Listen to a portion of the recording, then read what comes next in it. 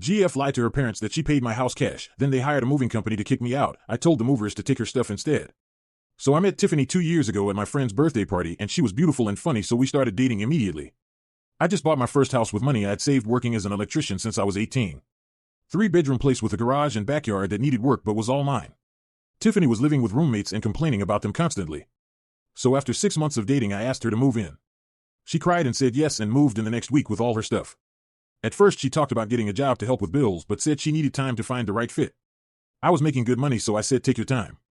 That was a year and a half ago and she still hasn't worked a single day.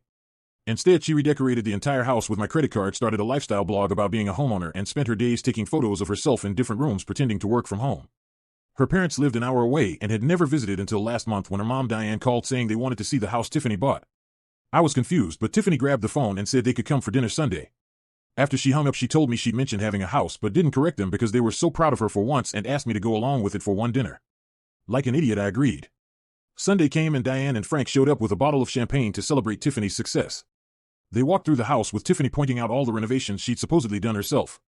The kitchen backsplash she'd designed, the bathroom she'd retiled, the deck she'd built, all stuff I'd actually done while she recorded for her blog. During dinner, they asked about her mortgage rate and job, and she made up numbers saying she worked in digital marketing from home. Her dad kept saying how proud he was that she'd accomplished more than her sister, who was a teacher. Her mom said she'd always known Tiffany was destined for success. I just sat there eating the food I cooked while they acted like I was the lucky boyfriend living in Tiffany's house.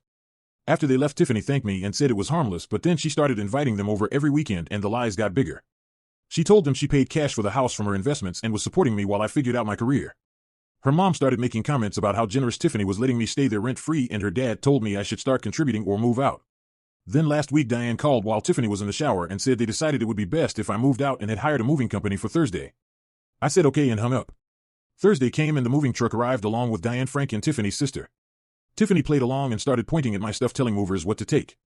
That's when I pulled out the deed to the house with only my name on it and showed my mortgage statements, bills, and bank statements proving everything came from me.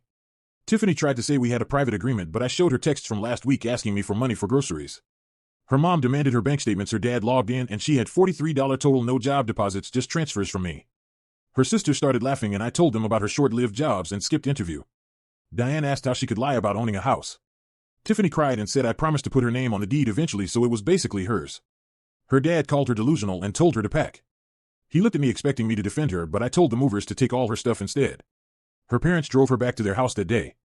She's been texting begging to come back, but I already changed the locks and got a new girlfriend who actually has a job and doesn't pretend my accomplishments are hers.